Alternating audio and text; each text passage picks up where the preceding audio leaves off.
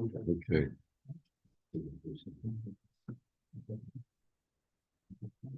Okay, so let's see a new shaila. And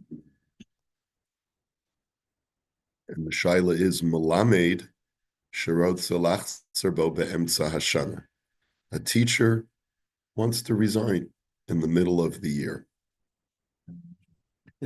He's had enough. These kids are a terror. He's pulling his hair out. Yeah. Okay.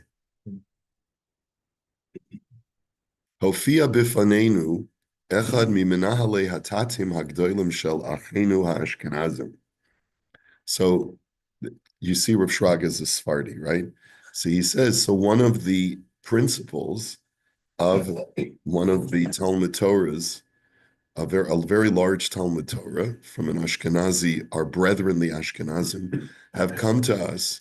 Umevakesh lahotzi tzav meniya neged echad hamiyuchad shebimlamdim sherotza la'azov et haTalmud Torah shelahem lifnei sof shanat halimudim.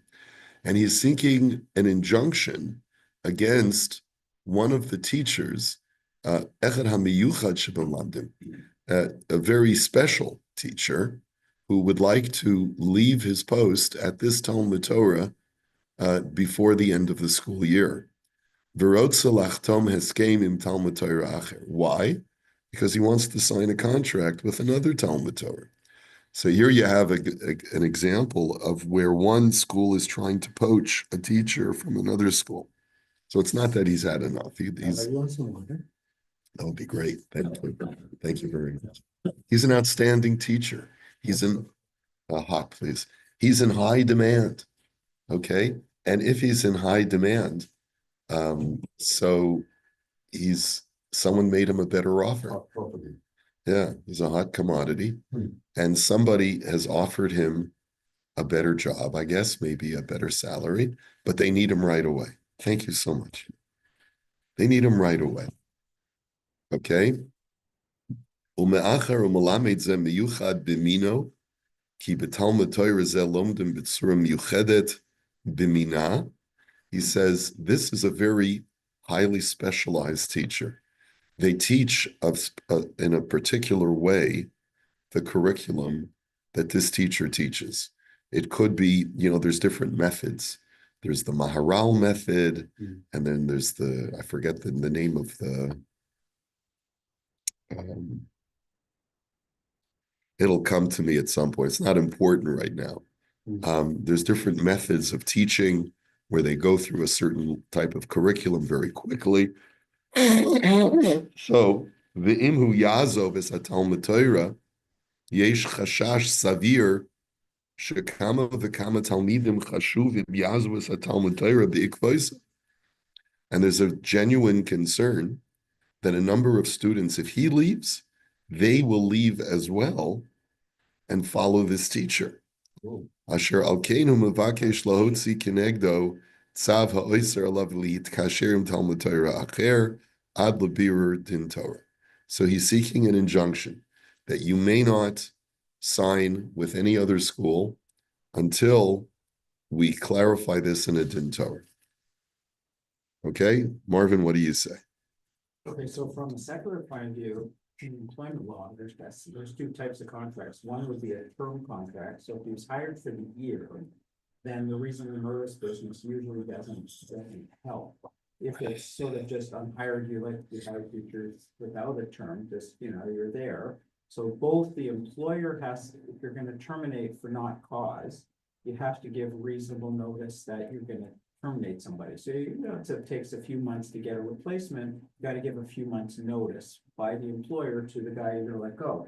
He also has a corresponding duty to give the employer notice that he's leaving, so that enable them to get a replacement. So if it takes a few months, that's the amount of notice he has to give before he leaves. Okay. Unless it's a term, which is a year, you have to stay the year, basically, or pay damages for what it would cost them, right, that they'd suffer if you didn't give the appropriate notice. Now, if you can get a replacement the next week, what are the damages? I don't know, probably none, but that's the law. Does it matter if the person is Now, unique in their qualifications? Then they have to find a replacement that's unique also. Right, but not just, but in this case, it sounds like he's, Sounds like he's kind of special, right? So now, if he fails to do so, then he's breached the contract and he's liable for damages that they would suffer in consequence. okay, But if they find it, the same or better guy, then maybe there's no damages, right? right. Well, in a reasonable amount of time. They gotta Yeah, find somebody so reasonable. if they lose out, whatever, but I guess maybe they can find a sub that's maybe not so good. but- Well, and then there's the loss of the students. in the Jewish community, there's an even greater, like, in other words, when you say, he's not allowed to leave unless he finds, otherwise he'll have to pay damages.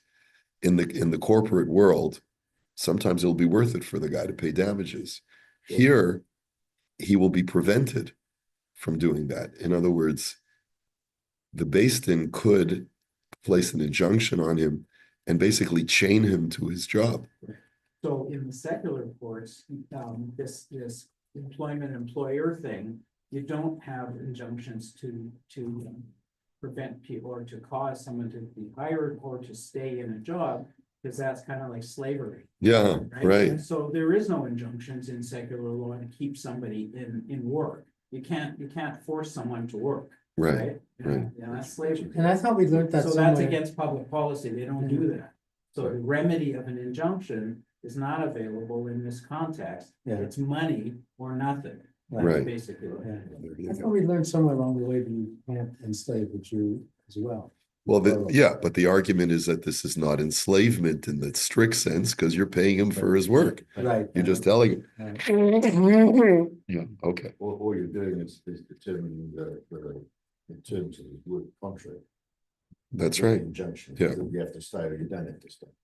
Okay, so let's take a look. I'm interested in finding out more about this teacher. What kind of performance you're gonna get from him if he's staying against as well? Well, but He has a long career ahead of him, and he wants to make sure he retains his reputation. It also said that there was students that would go with him, so I mean, Yeah. he wants to keep his. Sure. I mean, he obviously, The guy is like a Pied Piper, Yeah. apparently. yeah, Okay, okay. So let's take a look. Isa b'Gemara. Let's take a look at a Gemara. Tanya hasocher sa'umnin v'ihitu es balabayis o balabayis hita osan ein lahem ze al ze ela tarumas. If a person, we've seen this Gemara before. If a person hires workers and they in any way misrepresent to the balabayis, or the balabayis misrepresents to them, then all there is are complaints. There's no legal action that can be taken. So what does it mean, hitu? Rashi explains, Ein lahem ze al ze, da omer lahem taskiru atzmachem la'acherim. In other words, the balabayas basically says, I don't need you anymore. And why is he allowed to fire them immediately? Because he could say, there's other work available, find other work. Ve'inu nami amrulei ki hadri behu, and when they resign in the middle of the job, they could say to him, just hire other skilled workers. Umihu tar umosika, sheyutzrichim lechazer ze achar poalim, b'ze achar socher. But there's grievances, in other words, complaints, yeah. There's going to be bad feelings because it's going to be a tremendous burden either on an employer or on an employee to find other work. However, there is no claim of monetary damages because these were merely contractual commitments to work. That's what Rashi says, which sounds a little bit counterintuitive. Yes. If I'm going to miss my deliverables by a week because I have to hire new workers, doesn't that cause real damage? Yeah. So let's see.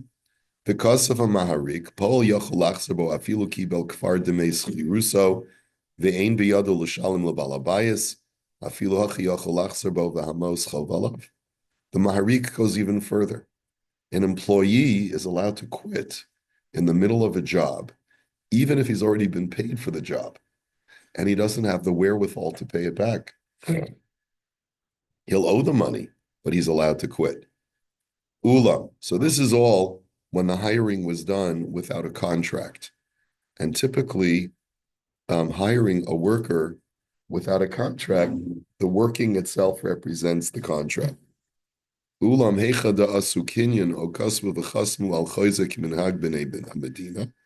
But if they signed a contract or made a kinyan, which made it legally binding for there to be a certain duration to the work contract, kvar kasav Rabbeinu Tam, Gabi Hadatanya, Natna L'Sefer Ma'al. I'm not sure. Sapar. You gave a barber a certain work contract. The sapar haboy lememshach tisporet, and the barber wants to conclude his haircutting contract. Just couldn't cut it. Yeah. All right. He says v'zel l'shono.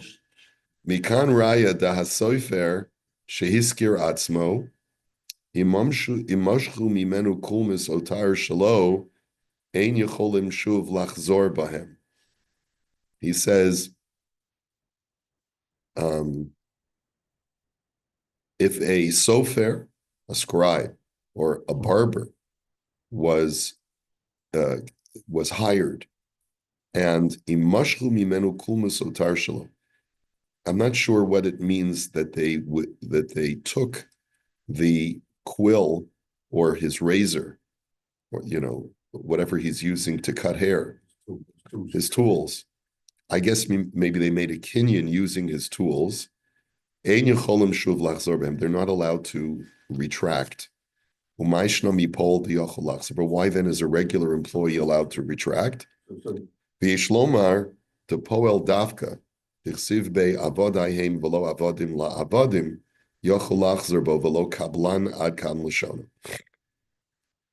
Rabbeinu Tam explains that it's only a menial laborer is allowed to quit at any time because of the imperative against slavery. You can't compel someone to work for you. Yeah, that's right. But velo kablan, but if a person is hired to do a specific job, let's say to cut hair or to write a mezuzah or something like that, and you made a kinyan with him on a job, so then he's not allowed to withdraw from that. V'chein kasav hatur, and the Tur writes that. So there is an exception to the rule. If there was some kind of kinyan or contract on a specific job, in other words, teach for the year, this, I guess, is what the argument he's making. The argument is the argument making that if you have a skill, the skill is more important than, like, if it's a general laborer, the general laborer can not leave because you can find another general laborer probably a lot easier than you can find somebody with a skill. With a skill. So that's the question. Does it have to do, is it a product of the fact that he's a skilled laborer? Right. Or is it a product of the fact that there's a particular job that he's being hired for? Right. So the term kablan means a contractor, a person who is hired for a specific job. Let's say I hire someone to build a chair for me. I hire someone to build a table. I hire someone to write a mezuzah for me. So that's a specific job. I'm not sure that it doesn't sound like at this point that it's dependent upon either skilled or unskilled labor, but whether it's for a specific job. But I could be mistaken. Let's go a little bit further and see where this takes us. The cost of haritva b'shem rabosav, shelo amru shapol yachol lachzor bo ela b'socher atzmo ba'amira bilvad. Furthermore, the Ritva writes that the only time that an employee can quit in the middle of a job is when there was only a verbal hiring. Aval kol shenishtabed b'kinyan litfuye milsa asa shelo yuchal lachzor bo. But if a person was hired with a contract or with a kinyan, then it means that the employer did so to ensure that he wouldn't quit in the middle of the job. V'huvu dvarav lahalacha b'Beis Yosef sham b'li chaylik. And the Beis Yosef quotes him without anyone disagreeing with that. So what we've seen so far is that even though the Gemara itself says that if a person wants to quit in the middle of the job, he has a right to do so because he can always find other workers, we have two exceptions. One, if he's a kablan, which means that he's hired to complete a specific job with a specific skill, then he cannot quit in the middle of the job. And number two, the Ritva writes that if there was any kind of kinyan or contract, even with an unskilled laborer, someone who isn't hired for a specific job to perform, but is hired for a certain duration of time, with a contract, he's not allowed to withdraw. Because of Hashach al divrei Ritva, the me'achar ushar haposkim lo chil bekach, lo svir lu hachi v'chein nira li ikar. However, the Shach writes that he doesn't agree with the Ritva. He says that there are other Rishonim who don't make that point that the Ritva writes, that if you made a kinyan or a contract, then you can't sever ties. And the Shach says, and I agree with those other poskim. V'gam mitaima deli b'nei Yisrael avodim v'lo avodim la'avodim mashva d'b'cholinin yochel lachzer bo. Especially because the reason that's offered as to why a laborer can quit in the middle of a job is because the Torah is against slavery, and compelling someone to continue working is a form of slavery. Ve'hevi raya mimasha kasav harosh beperak hazahav v'ator v'rabbeinu Yerucham mishar poskim gabi meshichas kli ha'umnus da'afal gav de mahani le'inyan kablan shenigmar kinyan aschiris bekach mikol makom pol yochel lasar bo. And the Shach brings proof from the fact that if a person's hired for a finite specific job, he's not allowed to withdraw. But if he's a laborer for, let's say, a specific amount of time, but not for a specific job, meaning that, in other words, he's not hired to make a chair. He's not hired to write a mezuzah. He's just hired to continue working on, let's say, a construction project or an agricultural project for a certain amount of time. That's not enough to require him to continue working. The Shach says it makes no difference whether a formal kinyan was done or whether you just took a hold of his scissors, or the barber, or the sofer's quill. And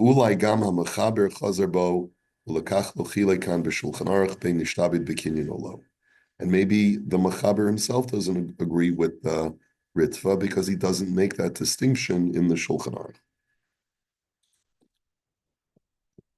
Shuv matzasi kidavari lahedja b'rivash, v'nasati simcha b'libi she'in chiluk bein schirus l'poil liyom echad o schir Shabbos o schir chodesh o schir shana o kablan. And I said, and I rejoiced because the Rivash says that there is absolutely no distinction between hiring a laborer, whether it's a day or a week or a month or a year, or even a kablan, hiring for a job.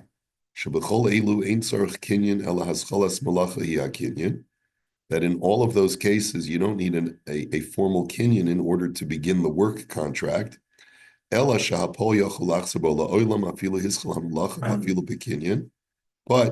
a laborer who's hired for a duration of time is allowed to quit at any moment, at any point within that work contract during that duration. Because of the strong prohibition against slavery. And so that's the opinion of the Shach. Rabbi, can I read a situation, let's say, in today's world where if I dismiss an employee, let's say, of mine, a worker, so I have to give them a certain amount of pay for whatever time That's they right. work. There's laws around that. However, when they decide they want to quit for me, they're not held to that same accountability. They're supposed to give me there's the idea that. 2 weeks Or notice. something like that. Yeah. But that often doesn't happen. So Right. is that Dina de Malchus Dina or? is It's it Dina also- de Malchus Dina. Yeah. It's Dina de Malchus Dina. Now, according to the laws of the Gemara, an employee can quit at any time. Right. And just walk off the job. That's the opinion of the Shach. The Ritva is of the opinion that if the employee signed a work contract for a duration of time, then they're not allowed to leave until that duration is over. Now, in your situation, Ron, you hire an employee, it could be an open-ended contract, meaning you hire an administrator in your office or a seamstress, right? And it's an open-ended contract. And as long as she's doing her job, you want to retain her. So even the Ritva, it seems, would agree that you can't force her to give 2 weeks notice. She's allowed to leave at any time. Okay. But there's one other thing I should say, even though the common law are here, doesn't allow injunctions to keep a person in the job. You can contract at the outset, and many people do at the higher levels of work, to, they call them restrictive covenants. You can put in the contract that if you do leave, you will not compete with us for a period of time in a geographic area. Yeah. The non-competition clause. Yes. So, for example, this Rebbe could put in his contract that if in fact he does quit, we're not gonna get an injunction to keep you here, but you cannot work at the time or some other school that's in competition with us for a year. Or Right. 2 or whatever it is. Right, So that the court will enforce, right.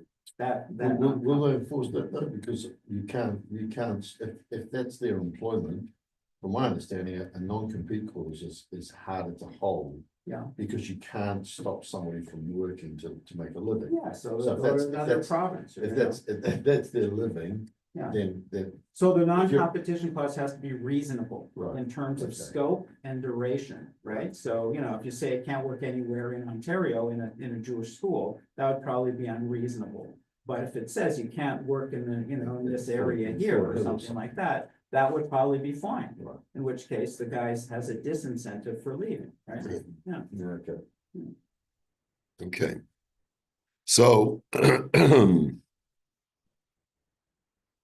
we basically have a machlokas between the Shach and the Ritva as far as how far this limitation applies. Everyone agrees that if you hire someone to complete a specific job, like build me a chair, then you can't fire him in the middle. That you cannot do. But it's because you're seeking a specific work product, which he may be in the middle of, and you can't just say, well, I've decided I'm going to go with somebody else now. That you cannot do, right?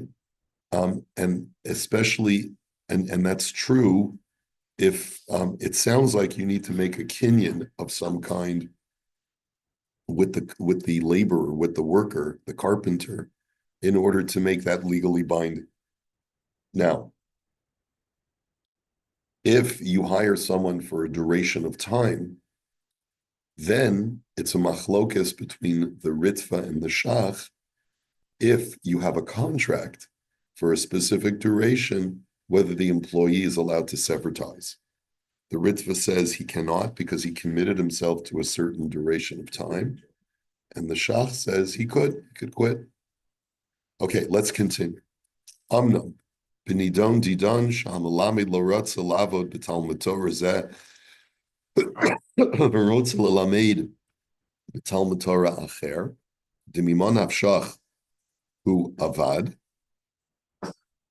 He says, in this situation, the reason why the employee is seeking to resign is not because he doesn't want to work anymore. He says he wants to work in another place. Okay, and he's going to be working no matter what. Yesh ladun lefi mashakasav hagrash kluger b'chachma shlomo v'zelasham. Then let's take a look at the Maharshal.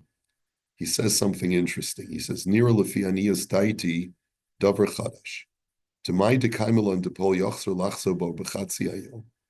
He says, even though the Gemara says that a laborer can quit in the middle of the day, Hainu rakim enu niskar la'acher, o after efshel lamachar, o liyoma uchra yia niskar, lo amrinan da'az isra, v'hashtahu de isra. Aval adheina haya kasher, ve'ena rotza lios evid la'adam. He says that's if he's not already taken a job somewhere else. He says it could be he'll get a job with someone else tomorrow, but he's not doing anything criminal by resigning from this job in order to go over to another job. He's resigning today because he doesn't want to work for this guy anymore, and we can't compel him to be a slave by someone he doesn't want to work for. Aval im ba'oto ma'amad maskir atzmo la'acher, im kein sof sof osa atzmo lepoil v'havi evet. But if he's quitting in order to go work for somebody else, then he's already made himself into a servant, or he's in service. Bazeh enu yochol lachzar min harisha. Then he's not allowed to quit from the first employer. In other words, you can quit from the employer if it's because you don't want to work for him anymore. But if it's because you want to take a job with somebody else who's offering you, let's say, a better working condition or a better salary or whatever, and you're just going to continue the same work in a different place, that you don't have a right to quit. Why? To mikol makom lo nechshav eved, kevin shabiyadu lachzar bo shelo yipol klal, lo nechshav eved kenirali, because you're not considered to be a slave in that case, because at all times you have the opportunity to stop working whenever you want. So it's an interesting svara, although it's very difficult to think how this could be put into practice. How is a person supposed to make that determination? What if I'm both unhappy with my present employer and I know that I could be hired easily by anybody else? So is that really legitimate to say that I can't quit because I'm not going to stop working? So what it's saying is that you have to resign from your job without knowing that you have another job coming. That's what it sounds like. So, yeah. That's what it sounds like. So if you, Yeah. Uvalav hachi melamed havele din davar ha'avad kemafurish barama simin shin lamed gimel. But then there's another consideration. A teacher who stops working is considered to cause a financial loss, as the Rama says in Simin Shin Lamed Gimel. Va'odnirali, and I would further say, the Malamed Bekinyan Vadai Einu Yochol Lachzar Bo.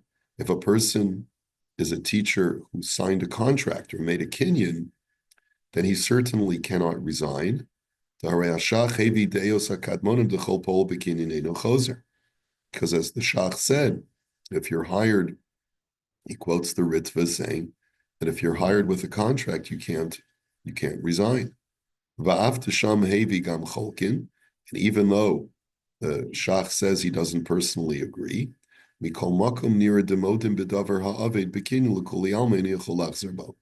it would seem to me that in a situation which is going to cause significant loss to the employer, and there was a contract signed, then the employee cannot resign.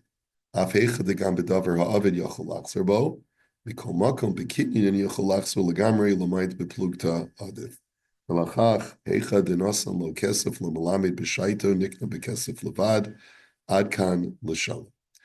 therefore, if let's say there was at the time of employment, there was a kinyan, or in the case that he was dealing with, there was cash, an advance of cash given to the employee, the teacher, in order to retain him, that represents a contractual transaction, and therefore he's not allowed to resign. So this is from the Maharshal, who was asked a similar question if an employee is allowed to resign mid-term, and he said that he's not allowed to. So we have a couple more pages of this. I really want to get to the bottom of it, and that'll be our project near Hashem next week. Okay, so everyone have a wonderful Shabbos. Labor law is very complicated, as you can already surmise. It's not so simple to say that a teacher cannot quit, but it's also not so simple to say that a teacher is just allowed to abandon a school mid-year and leave the school at a tremendous disadvantage. So we'll continue this discussion. Have a wonderful Shabbos, everyone. Shabbat